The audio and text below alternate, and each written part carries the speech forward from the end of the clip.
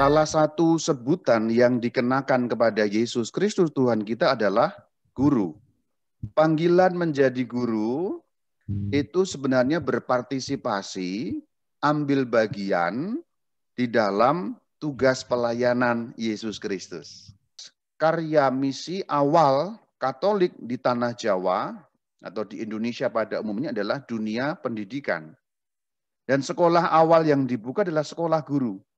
Itu strategi misinya karena misi Katolik pada waktu itu punya peran mau mencerdaskan bangsa.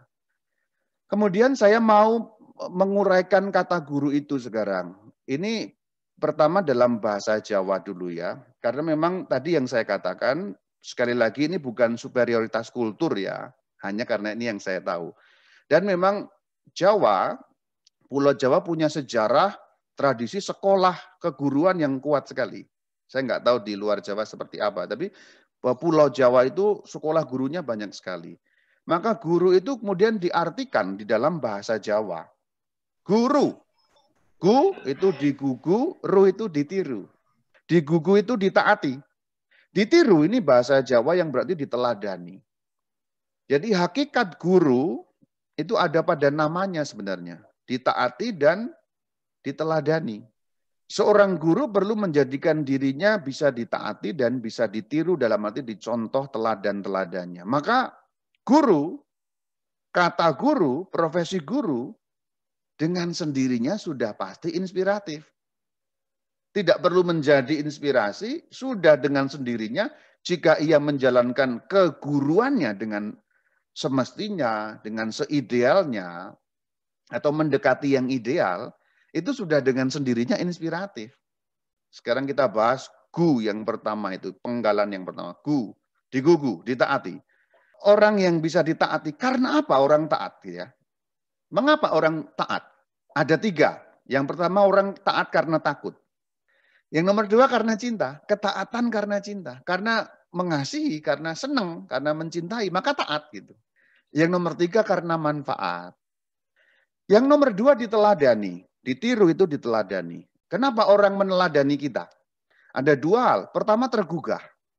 Nomor 2, lagi-lagi manfaat. Ini saya mengupas kata guru itu sendiri. Guru dengan sendirinya adalah inspirasi. Karena guru itu digugu dan ditiru. Nomor 2, lambang pendidikan kan selalu ada kayak gitu ya. Ini sebenarnya berasal dari perkataan Ki Hajar Dewantoro. Bahasa Jawa, ini tulisannya dan bunyinya beda. Kalau bahasa Jawa itu yang Jawa Tengahan dan tulisannya begitu, bacanya lain. Ini membacanya begini. Ing ngarsa sung tulodo, ing madya mangun karso, tut wuri handayani. Bagian ekornya itu yang dipenggal menjadi slogan itu, tut wuri handaya. Sebenarnya lengkapnya itu. Ngarso itu depan, ada di depan. Ing itu di depan, sung itu memberi, tulodo itu teladan. Seorang pendidik hendaknya di depan memberi teladan. Engarso sung tulodo itu diterjemahkan ritmik bagus. Di depan beri teladan. Nah itu engarso sung tulodo. Yang nomor 2 ing madyo. Ing madyo, madyo itu tengah, di tengah. Mangun membangun, karso itu kehendak. Di tengah-tengah membangun kehendak. Kehendak itu kalau dalam bahasa sekarang itu motivasi. Maka seorang guru itu sekaligus motivator sebenarnya menurut saya. Baru ini tut wuri handayani. Wuri itu belakang, handayani dari kata doyo. Doyo dalam bahasa Indonesia diserap menjadi daya. Memberi power, kekuatan. Jadi di belakang memberi kekuatan. Kekuatan kalau apa? Kalau teladannya tadi mungkin dilalaikan, kalau motivasinya mungkin berkurang. Jadi setelah pertama di depan teladannya dulu kan mungkin orang lupa. Di tengah memberi motivasi.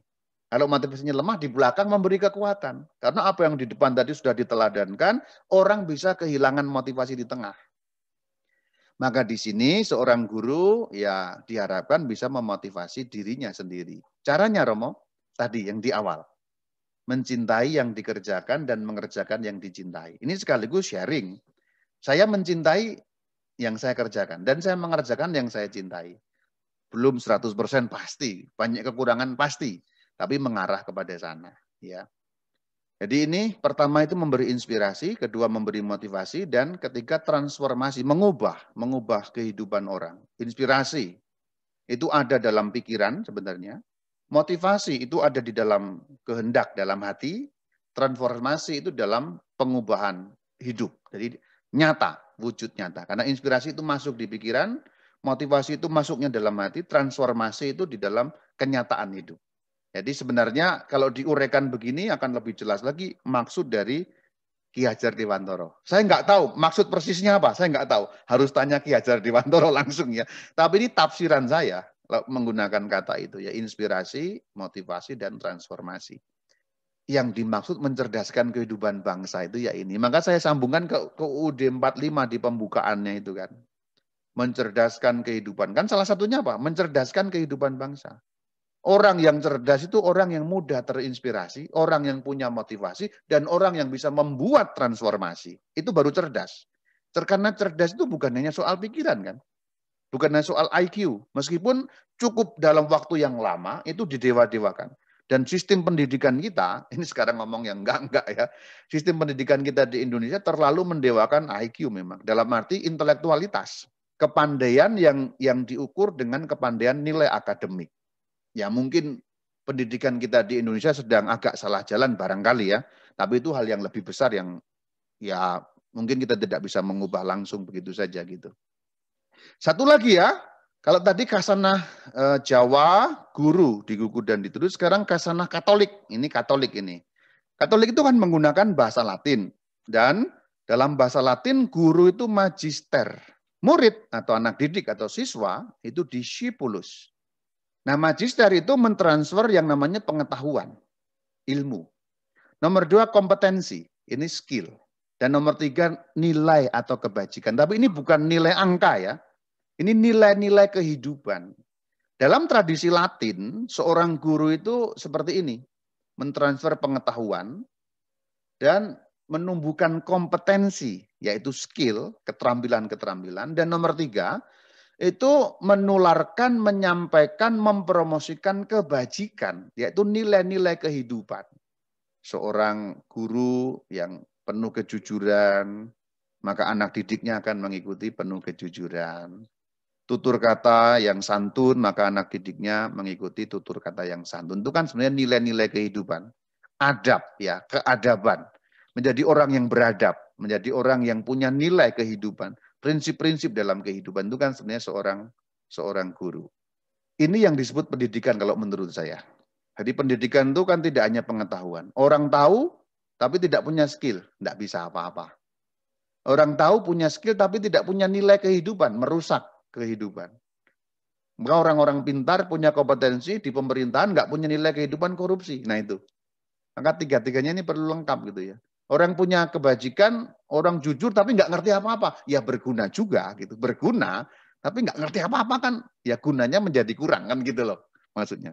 Pendidikan maka mencakup ini. Maka seorang guru itu ya magister.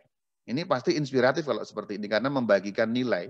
Dan nilai itu terpancar dari apa yang dilakukan kesehariannya juga. Hal yang terakhir saya mau bahas discipulus. Ini yang perlu dididik oleh Bapak dan Ibu ya, pembelajar artinya. Nah, saya mau menguraikan bahwa dari kata discipulus, ini bahasa Latin yang artinya murid, muncullah kata disiplin. Maka seorang discipulus itu seorang yang belajar untuk disiplin. Itu sebenarnya begitu maksudnya. Dengan demikian, seorang magister atau seorang guru maka perlu mengajarkan pertama-tama kedisiplinan. Karena kedisiplinan itu hakikat seorang murid. Maka dalam bahasa Latin ada perkataan non scholae sed vitae discimus. Non itu tidak, scholae sekolah, sed itu tetapi, vitae hidup, discimus belajar. Kalau diterjemahkan, kita belajar atau kami belajar bukan untuk sekolah, tapi untuk hidup. Apa artinya? Apa yang mereka lakukan sebenarnya bukan untuk sekolah. Dalam arti apa? Bukan untuk cari nilai, bukan hanya untuk apapun yang berkaitan dengan akademis, tapi untuk kehidupan. Jadi sekolah itu untuk kehidupan. Maka itu kembali ke nilai-nilai tadi itu, kebajikan dan seterusnya. Itu kan penting juga kita miliki dalam kerangka kehidupan kan punya nilai. Orang yang punya prinsip, punya apa yang dipegang. Kan itu kan juga diajarkan oleh seorang guru. Maka magister, seorang guru, perlu ke arah ini. Dalam arti penekanan pada apa? Penekanan pada nilai-nilai tadi itu. Terakhir, ringkasan refleksinya. Guru digugu dan ditiru, nomor 1 itu, pasti dengan sendirinya inspiratif. Ini inspirasi, motivasi, transformasi, mencerdaskan kehidupan bangsa. Ini yang kedua refleksinya. Dan yang ketiga, non scholae sed vitae decimus. Murid-murid ingat bahwa murid-murid tidak hanya belajar untuk sebuah nilai angka-angka, tapi mereka belajar di sekolah.